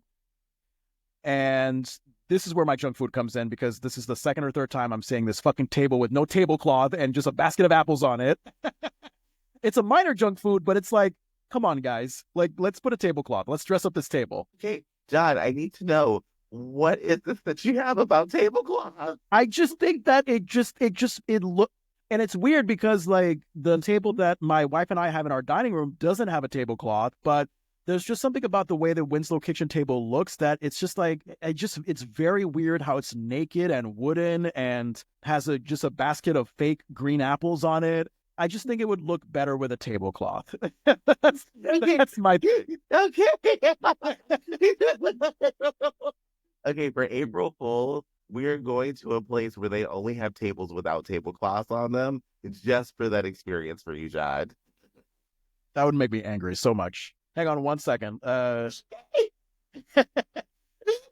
My mic fell loose in my whole aggression thing about no tablecloths on tables. There we go. All right, cool. I'm chilling at my coffee table right now. Shoot. No, it's okay. It's okay. So, yeah, Eddie and Carl, they're like, yeah, no, you started it. And Harriet has to be the mom that's like, stop it, you two, you're acting like children. Um, and then we have Harriet, having Carl and Eddie listen to her flashback story to when Eddie was born to, of course, make Carl and Eddie's hearts warm and make them forgive each other eventually. I don't know if you had a reaction to when Eddie, I think the order of this was Harriet says, I'm going to take both of you back to January 28th, 1974. And then Eddie was like, my birthday? Did you have that reaction of like, oh God, it's so weird hearing a kid in a sitcom say that he's born in 1974? It makes sense mathematically because it's 1991. And 16 years ago from that point, technically, I think it might be 1975, but we'll say 1974. Yeah, you have that shock on your face. Does that sound weird to you? So I thought, based on the dates, Eddie was like 20 years old. So you have just blown my mind because I'm terrible with math. Me too. Like, there's just something about watching a kid in a sitcom, even if it's old. Like, I just have this thing in my head of like, oh, if you're like a young person, then you should be born in like the 80s, 90s, 2000s, 2010s. There's something about hearing somebody that was born in 1974 say that they're born in 1974 and they're a teenager, and it's like, oh God. Like, I just think about how long ago 1974 was, and it just makes them seem really old to me. It does. Like, you're looking, you're like 74. Did you have polio? Like, what's going on? Yeah. I mean, Eddie, by that math, Eddie would be 50 this year, 2024, which is insane. Yeah. I don't know if, no, well, technically wrong because Darius was actually born in 1976, but not too far off. Yeah. Yeah, it works. It's continuity enough for me because he looks like he's 32 already. Right. So we get into the fady music dream sequence effect of it all. We're flashing back to January 28th, 1974, and we see a very ugly green furnitured Winslow room from back then. I don't know if you had any thoughts about how this furniture looked. Maybe you liked it. I did not like the furniture, but I have something that is my dessert here. Ooh. We have at least the beginning of an origin story because the pink chair is not present. So when did Carl have a bad taste in furniture fashion and decide to get that ugly pink chair, I wonder? Well, I mean, that couch had to come from Carl's apartment when they moved in because that couch was ugly. Yeah, Carl did that panicky man thing that they do, like and I did the same thing. Right before me and Tony were about to like domesticate together and live our lives together officially as a married couple. For me, it was like, shit, I feel like I'm losing some sense of self and I want to bring some sense of self with me. So Tony, if you have like all this beautiful black decor, black dishware and all that stuff, can I bring my green plates and green stuff with me because I want to feel like myself? Okay, so the one time that I lived with somebody, I had that happen where I was like, wait, so I can't just decorate the way I want to? And you've got all this stuff here. I'm like, can I bring like the stuff that I like? And for single men, it's always something that has color to it, that is very loud and does not match anything in that other person's decor. Yeah, I mean, I think the perfect situation is if like both people in a relationship are willing to compromise and try to have a combined vision. But yeah, no, I mean, sometimes you'll just have that one person, whether it be male or female, who's just like, oh, but this is stuff in my bachelor experience that I've been so used to, and the idea that it could potentially go away in favor of this combined vision of me and my significant other's house. It's a lot to take in. So, yeah, it could be that initially Harriet was like, fuck no to that pink chair. And then when Carl just kept pleading with her that this is a part of his identity as a bachelor and he wants some part of it with him, maybe Harriet conceded and just was like, fine, we'll have the Pepto-Bismol look and otherwise green apple looking living room. Harriet, like, I just have to compromise. I know that this thing is hideous, but it's going to be here.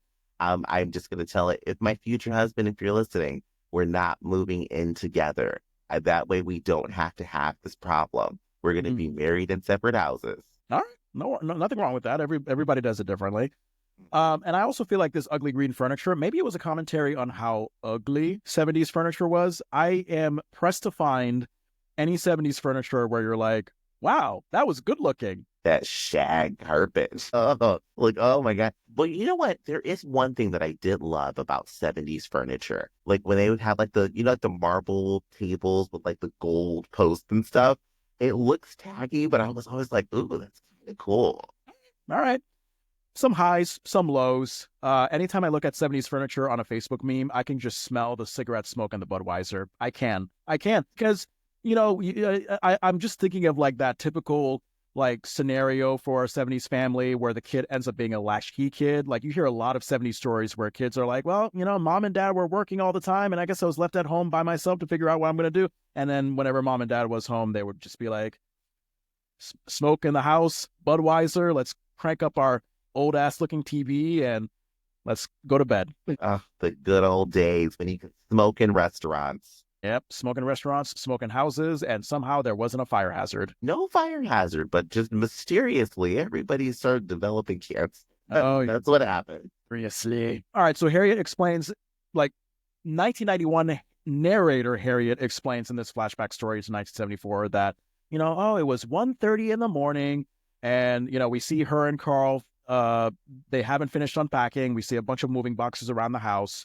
And then we see Carl coming down the stairs into the living room with his very curly 70s afro. He's got his very loud 70s shirt on, and he's got boxers on because he's in a panic. He's like, oh my God, my wife is about to deliver baby Eddie, and I need to figure out how to put together my shit. And I'm so clumsy, and I don't know where my pants are, but I'm not thinking about that. I'm thinking about getting my wife to the hospital as soon as possible.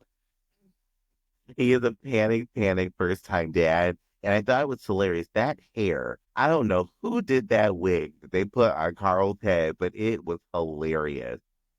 It's fake. It's just, there was no authenticity to it. It was just like, oh, let's just get some curly afro that we found from, I don't know, a theater production of Laugh-In or Shaft, and we're just going to put it on Carl's head and we'll see what happens.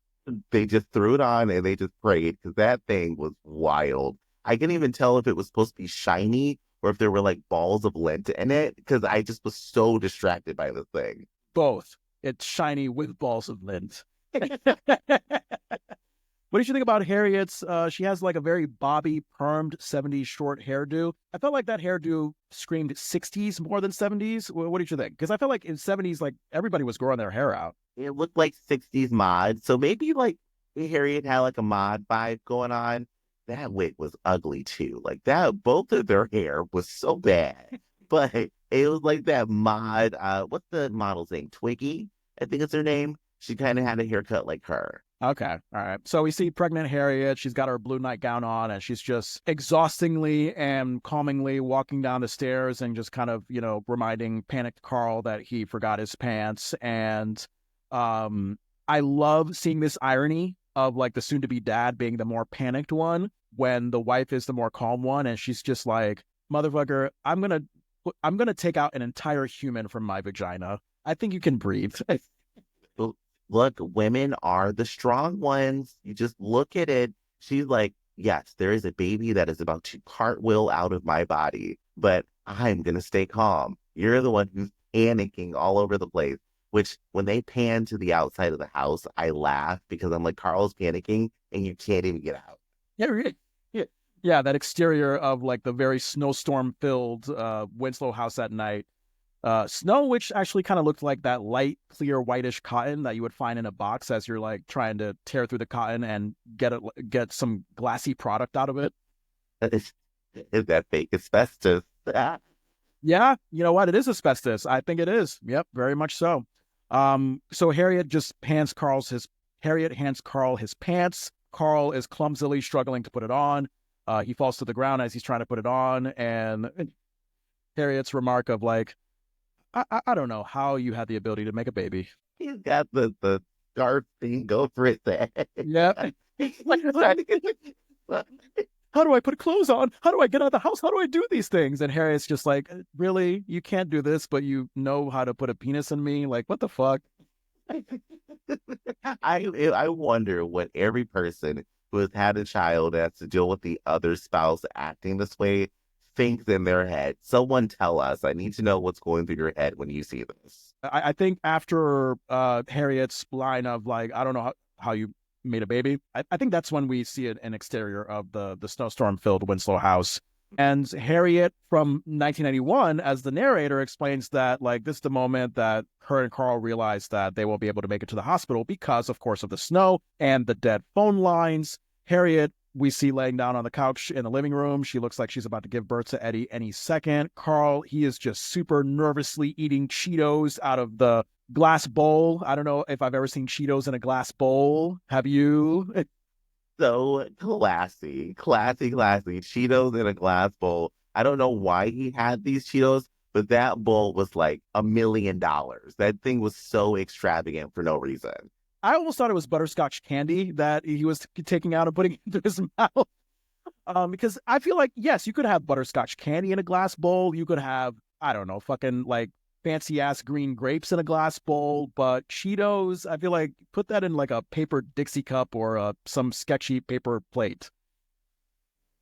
I feel like I feel like it's one of his things in rebellion of being just like this rugged guy who's just moved in with his wife that I have to have Cheetos, but I'm gonna be classy and put them in this bowl for you. There you go. The glass bowl was Harriet's suggestion, and then the Cheetos was Carl's suggestion. I see what you're saying. All right.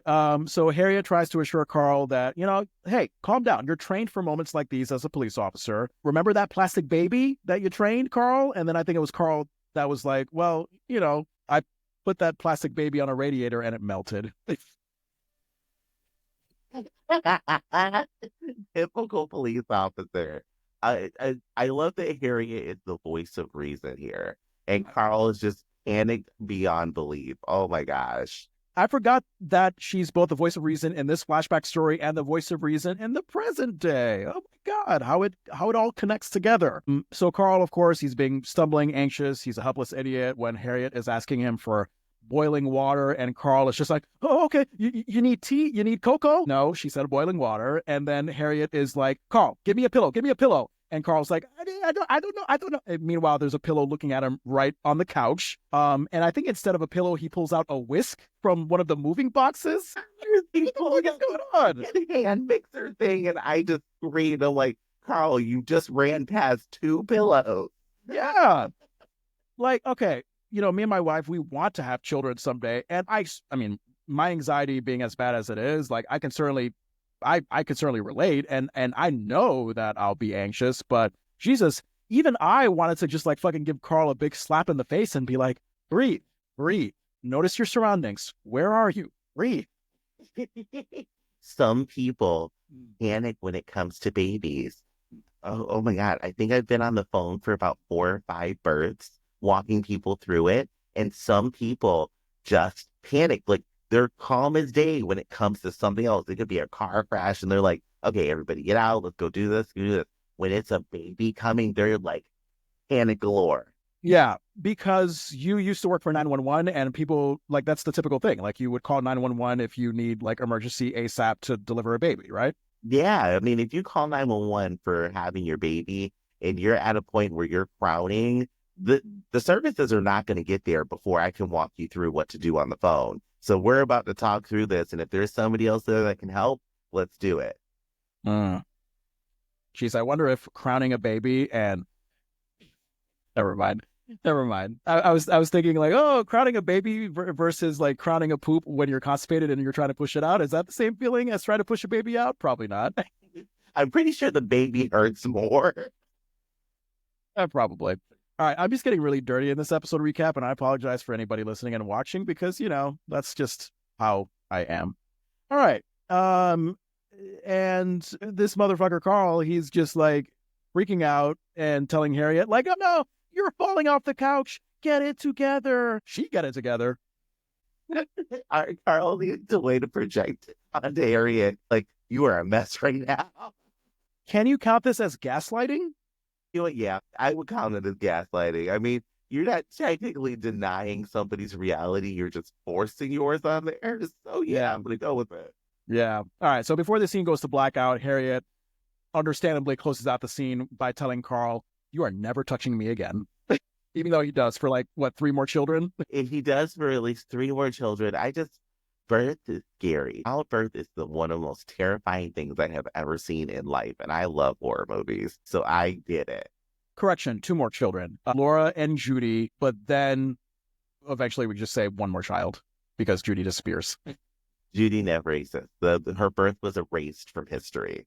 Yeah. Anything else about this scene before we get to scene 6, which, comes out from this blackout? No, I don't have anything for the scene. Cool. All right, so we get back to our flashback after that blackout. Once again, a very snowstorm-filled Winslow house exterior at night. Were you as relieved as I was that this doctor finally came in? Because I was like, oh, God, if Carl had to fucking deliver Harriet's baby with how pointless and helpless he was, that I don't even know if the baby would have been safely out. I think it would have just been halfway in. I think blood would have happened. I fear what would have happened if Carl had to deliver that baby. I mean, the great part, if you're having a natural birth and there are no complications, the baby's just going to come out. The baby's going to come out, and all you got to do is just be ready to catch that baby. But if Carl was how he was panicking and something went wrong, we would have had a whole other situation in our hands. Carl would have accidentally pushed the baby back in. We would have had a constipated baby situation where maybe Carl would have, had it stuck to a glued part of Harriet's body. Maybe her uterus had super glue on it. I don't know. And I'm just imagining all the worst case scenarios for how Carl would fuck this up. But the doctor comes in and I believe we revealed that.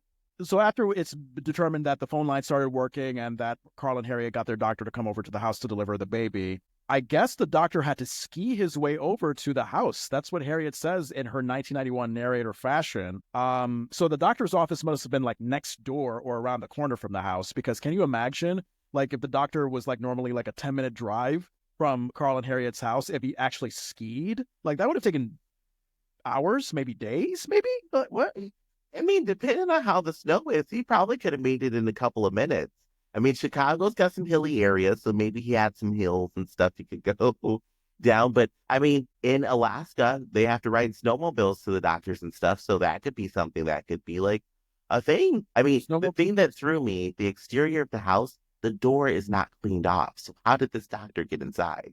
I mean, he must have cleaned it off. He must have been like, oh, okay, I can't get in. Guys, hold on. I got to shovel your fucking door so I could, get in. It's the poor doctor. And you know what? Who was in charge of that shoveling? Carl. You know why he didn't do it? Because he was too much of a panic. He could have gone out and shoveled an area. Would have been like, I'm fine, Carl. Just go. Yeah. Oh, my God. Carl. Dumb Carl. Before dumb Eddie comes into the picture. Dumb Carl. All right. And I just smiled when the doctor shook Carl's hand and said, hey, you did a great job. Your new son is doing just fine. Sure. I mean, if you Carl losing his shit and not being of any good use whatsoever, yes, he did a great job. Yes. That always happens. I challenge everybody. Go find police videos of a baby being born and the police are the ones who intervene. The husbands are always panicking, but for some reason, the police always go and shake the husband's hand. Go shake the mom's hand. The mom did all the work. Yeah. But of course, men have fragile egos. So of course, they're just like, you know what? You did the best you could. Thank you. You called us, right? Because I would think that Carl would have enough sense to at least be able to make a phone call to the doctor. So thank you for calling us. Great job. That took a lot of effort on your part. Meanwhile, she's over there like, I just delivered a person. Yeah. You can't walk. And you're like, good job, guy. No. Literally. Oh, my God. All right. So Carl sits by Harriet and baby Eddie on the couch. How did you feel about that blanket that Harriet was wearing under or over her, rather? I thought it was very bright. It was this very bright yellow-greenish blanket that just didn't match with the much more darker and still ugly couch that she was on. There's a lot of colors happening. That was in my notes. I'm like, that is an ugly blanket. Yeah. And then Carl gets to hold baby Eddie, tells him with a smile that, I'm your dad. And we hear the studio audience, aw. I know that the skin color that babies have doesn't necessarily have to translate to when they're grown up. But still, when I saw how light-skinned this baby was and how dark-skinned older Eddie is, I was like, this baby's going to have a long journey from light skin to dark skin. Oh, yeah. When you're born a very light baby like that, it's like, damn, you are going to transition more than you know. Yeah, God. And you know what? Brace yourself, because Unfortunately, our dark-skinned brothers and sisters don't have it as easy as our light-skinned brothers and sisters. They really don't. I mean, when we're born, we all look like an alien, just like that little baby. You look like an alien, and it sucks that people have to deal with just shit for the color of your skin. I mean, Yeah. you're still beautiful. Like, we're just people. Black is beautiful. That is the message that we black men are saying. Black is beautiful. And it is. Yeah. All right. So Carl tells Harriette that Eddie looks like her. Harriette tells Carl that Eddie looks more. Wait, what? Carl tells Harriette that Eddie looks like her, right? Yeah. And then Harriette tells Carl that Eddie looks more like him. And meanwhile, in my head, I was just like, this baby don't look like any of you guys. I see y'all darker complexion compared to the light skin complexion. Let's be real. Like, I don't see anything. It might as well have been Shadow Judy as the baby. Like, this does not look like what Eddie would become. Yeah, I was like, this baby doesn't look like either of you. It's a newborn baby. Hey, oh my God, John. When you saw Carl holding baby Eddie, did you start hearing the song for The Lion King start playing in your head? No, really. You explain that. So you know in The Lion King, when they hold up the little baby, the monkey, what's the monkey's name? Yeah, Rafiki is the monkey and Simba is the baby they're holding up. Yeah. Rafiki holds up Simba. All I heard was that music playing. Like I was like, oh my God, Carl's gonna lift this baby up to the light and start saying something. Some African gibberish. By the way, maybe the Lion King people created African gibberish. Maybe just like this episode, they weren't doing the actual African language. Maybe it was gibberish. It could be. I really hope Family Matters did their work, but it could be. It's 1991, and these non-PC times, I wouldn't be surprised if they didn't do the work and just created some gibberish that sounded like Korean. They probably were like, oh, Korean, Japanese, Chinese, it all sounds the same. Let's just make a guess. Yeah, the person was like, I did my work. I went and stood in the Asian market for an hour. I have a line for us to write in here. All right. So we have the sentimental background music playing as Carl gives his speech to baby Eddie about how much he loves him and that he's proud of him. And then we get a little wink, wink at the title of this episode when Carl ends his speech with, son, I'm proud of you. Oh, such a little cute thing happens here. Yeah. Now, was I emotionally affected by the speech? No, but objectively, I still found a way to say Reginald did a fantastic job. There's just something about when the camera zooms in right on his face and he's giving that speech to baby Eddie. It's like, you know what? I can believe you. I think you did a really good acting job as a proud new parent. It was good. It was a good acting scene. Now, I had to go back. I had to rewind it 3 times to watch it. Because each time he started, I started scrolling through TikTok. So I was like, let me put my phone down and actually watch what Carl's saying. And I was like, okay, this is pretty freaking awesome. Yeah. All right. So we flash forward back to, or flash forward to present day 1991, where we see Carl and Eddie at the kitchen table absorbing the moving story that Harriette has told them.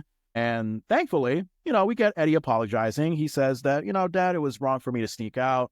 And he says, like, boy, I'll never lose another screwdriver again. I don't know if that was quite the lesson I was hoping Eddie would shoot for. I think maybe I was hoping for him to get the bigger picture, which was like, have respect for other people's things if you borrow them and put them back in their original place after you're done using them. But, maybe part of me was also like, he's a teenager. He's going to get whatever his limited brain will get.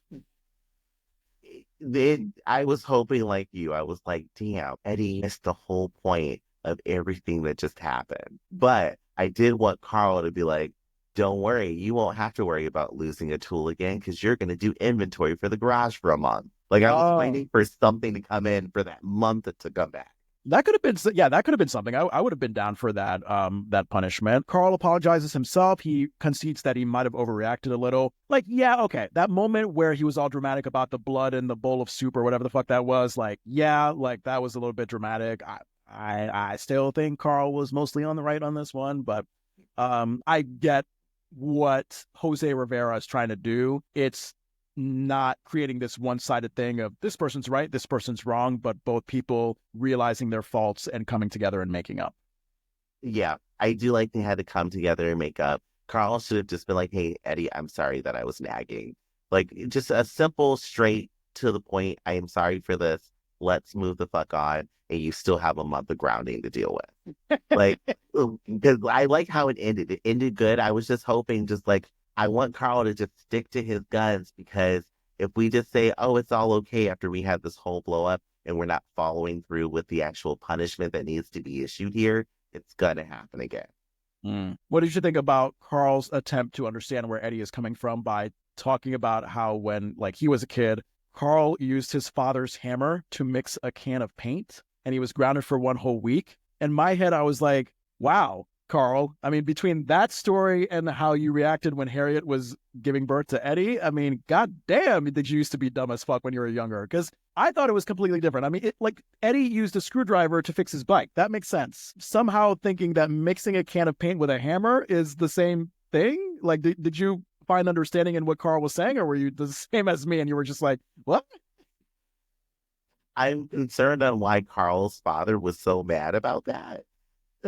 Like that throws me for a loop to be like, you were stirring a hammer around in paint, you're grounded for a week.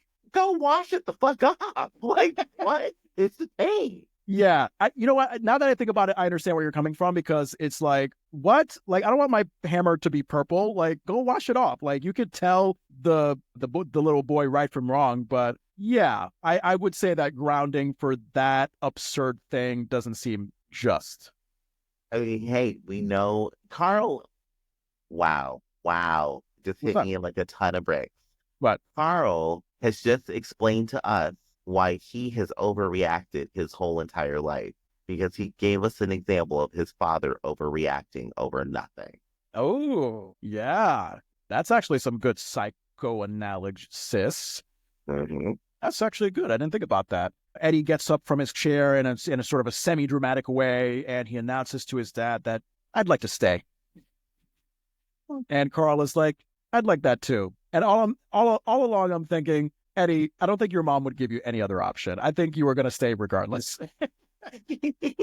I feel like Harriet was waiting at the other door to be like, if he walks out here, I'm just gonna beat the crap out of him and take him upstairs. And as abusive as that would have been, for comic effect, I would have loved seeing that in a sitcom. Just putting that out there. Right. I would have loved not like a full on beating, but she just kind of smacks him in the back of the head, like, go upstairs. I'm tired of this. All right, and then we have sentimental background music building up as Carl says, yeah, he'd like Eddie to stay too. Eddie is giving Carl a hug. Harriet joins in on the hug. She kisses Carl on the lips. And then we end with a freeze frame of Carl and Harriet in a touching embrace as the credits come up. It's the sweet moment that we were hoping for. Good. It's a good ending. I mean, I'm a sucker for a freeze frame ending always. So give me a freeze frame with them looking cute and adorable. I'm willing to let a lot of things go. Yeah, I think this might be the second time this season, and maybe overall in our Family Matters recap so far, that we've seen a freeze frame, because I remember saying like, oh my God, there's a freeze frame for the first time at the ending of that episode where, Steve is like delighting Eddie in all the things that Eddie is going to do as Steve's best friend. Don't remember what that episode was about, but yes, that is the first time I remember seeing a freeze frame. I think that was on the pool, Fast Eddie Winslow. Yes. So yeah. Because in return for getting Eddie out of trouble with the pool hustler Boyd Higgins, Steve is getting Eddie as a best friend for like a week. Speaking of which, we have the actor who played Boyd Higgins on our podcast soon. I recorded an interview with him a week or two ago. Can't remember. So that'll be coming up soon. I believe his name is Tim Ryan. Y'all listening and viewing, stay tuned for that interview coming up pretty soon. So this episode is ended. That's it. Can you go ahead and give me your delicious star rating? So my delicious star rating for this episode is 1.5. So a star and a half is what I'm going to give this one. There's a lot of good that happens here. I think we all get like these fun, like little tidbits from a majority of the cast. No Mama Winslow in this one, surprisingly for me. Again. I thought this would have been a Mama Winslow episode. Like maybe she would have brought in a little bit of backstory from Carl and his father, but it still was not bad. I think we got some good stuff, little continuity errors here and there. I would say my biggest moment of this that I like is Laura and Eddie's interaction when Laura catches Eddie trying to sneak out. It just seemed like it was so well rehearsed that they were really brother and sister in that moment. And that's going to be like my cherry on top of everything. Love it. My rating is exactly to the dot, one higher than yours. I'm going to give this episode 2.5 stars. I actually didn't find much wrong with this episode. I have more positive thoughts than negative thoughts. I think literally, not even gonna lie with you, Andrew, that damn kitchen table with no tablecloth, that is my only negative about this episode. Other than that, I have a lot of positive things to say. I don't know why. I was like, and you know what? Maybe I should have just said no junk food, because part of me thinks like, really, John, table with no tablecloth, that's a junk food. But I think that's a good sign, right? That's my only junk food, right? That's a good sign. If you watch those things, you're looking at the scene. You're looking at the things that are in the scene. And the same way something could really throw me off, like subtitles, that damn table without a tablecloth. Who taught these people manners? I don't know. I don't know. I'm hypocritical again because we don't have a tablecloth on our table here at home, but yet there's just certain tables, and maybe it looks a lot like my table from when I was a child in my mom's house. By the way, I think she still has the same kitchen table from 1989, so that table's been very strong. I don't know. I just think that when you have that certain wooden colored kind of table, what do you call that color? Brown, mahogany? What do you call the table in the Winslow house? I'm going to go with brown because mahogany is like super dark. Okay, so it's brown. It's a shiny brown wooden table. I just feel like those tables would be so much better looking with a tablecloth. It could be one of those whack, flowery, grandmothery tablecloths. I don't care. Just give it something, because when you just have an empty, naked wooden table with a basket of apples on it, I am concerned about your livelihood. I can see you walking into the house like, what kind of people live here? Tony, do not put your bag down on that floor. Right. Like, let's go. Anytime like you have like not much decoration or dressing of any kind in a house, don't you think, oh, this may be a serial killer? Like, they clearly are using this place as a cover for when they're going out and doing their shit, and maybe their real home is their parents' house where it's much more decorated. Maybe it's Dahmer vibes. Maybe it's Jeffrey Dahmer vibes. Maybe. I feel so attacked right now. So thoroughly attacked. Okay. Because you're not the first person I've heard say that, and I am that person. Aside from what you guys see behind me, I don't do pictures. I don't have pictures of friends or family members up. My walls are bare, and I like it that way. It's just easier. There you go. I say this half jokingly, Andrew. I feel like you're the type of person that if provoked enough, you might kill somebody. I mean, you shouldn't have ate the last square of tofu. That's your fault. Oh yeah, especially when you're hangry. Come on now, don't play with me. I've been waiting for it all day. Yeah, I get it. But anyway, so back to this episode. Delicious star rating. Mine's is 2.5. Yes, we've got quite a bit of Carl and Eddie father-son tension from last season to this season. So yeah, you could say that it's a little bit repetitive. But Jose Rivera, congratulations. I think you gave it an interesting twist by putting much more dramatic tension than what we've seen in the past, and creating a story in a way where I'm like, oh, I'm on Carl's side on this one, more so than Eddie's side, when I would usually be more on Eddie's side. They could have tweaked it a little bit with how Carl and Eddie learned from this at the end, as we've already discussed, but not that problematic where it would affect my rating. I wasn't bothered by the Richie Playhouse story. I thought just enough middle of the road, adorable little childness where I could tolerate it. So yes, now that doesn't mean I know you threw your arms up, Andrew, like I might be a little Richie stan, but not quite there. I'm okay with it though. So it's not that. I forgot to scroll up in my notes because that was a comment of mine on why I rated it so low. I feel like that story didn't wrap up at all. We kind of just dropped it off and nobody was concerned about it. Oh, okay. Well, maybe I'm okay with it because we didn't have too much Little Richie. Maybe you obviously wanted more of it, and I was like, oh, we didn't have too much. I loved it. They should have ended the episode with Carl and Eddie building that house for Little Richie. That would have been great. And then Little Richie being like, oh, I love you guys. You're together. I want him to walk in and say, hurry up. It should have been built. Oh, yeah. That could have been nice, too. Rachel's little tangential nagging, always welcome. I loved that. Harriette, we already discussed as the voice of reason. That was well executed. And it was actually nice to see Steve Urkel both not taking center stage in this episode, but still providing that little comic relief here and there. I wish that the way this episode was modeled, where Steve is just a little bit here and there, I wish we get more of that later on. I know we're not, but as of now, the way they do it is great. these last two episodes, that has been, I think, a positive for me. The episode before and this episode here, we got Steve, but Steve was not the focal point of the episode. We still got to experience the family. Yeah, we got what we loved about Steve, but not too much where we want to strangle the fuck out of him.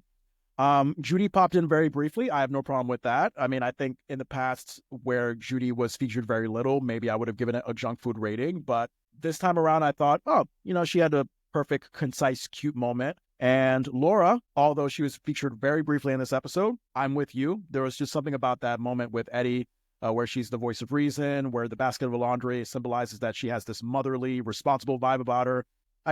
I loved it. I just loved their interaction in that brief moment. Overall, a decent episode. Thank you, Family Matters, for giving us such a thing. And for you listening, please find us wherever you get your podcasts. The Delicious Recap. Search us. All questions, comments, concerns, thedeliciousrecap@gmail.com. On the social medias, you can find us on Instagram, Facebook, Threads, Reddit, TikTok, YouTube. Search The Delicious Recap. Look for that picture of Steve Urkel, the Living Single Cast, the Fresh Prince, the Cream Savers Candy, the Dunkaroos. That is us. We would love a follow. Aren't we trying to get to some goal? Like we're trying to get to like a number of followers and shit on YouTube or something like that. What did you say from before? We want to hit our first goal is 1,000 followers. 1,000 followers on YouTube is going to be our first goal. Next goal, I think, is 10,000. And then we just keep going up from there because we want a plaque, y'all. I want one of those YouTube plaques. They're so freaking cute. And subscribing is free. It's free. All you got to do is just press the button on YouTube.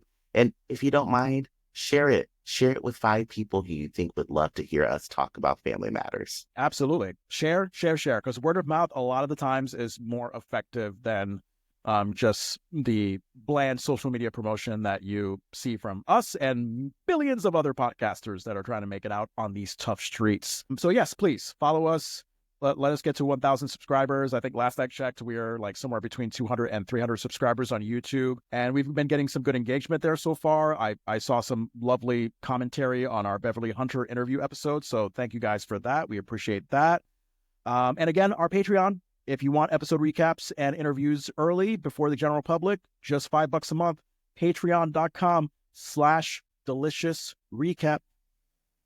Yes, follow us, check us out. You can follow the TikTok Delicious Recap. I'm also on TikTok at Ajay Vandertunt. If TikTok does go into being banned, we have the new TikTok app called Lemonade 8. If you follow me on there, just Ajay Vandertunt, I will be there and I'll be available. Love it. All right. You want to close this out? Yes, because you guys, I had delicious vegan birria tacos. They were so good that deliciousness rang throughout this episode for me.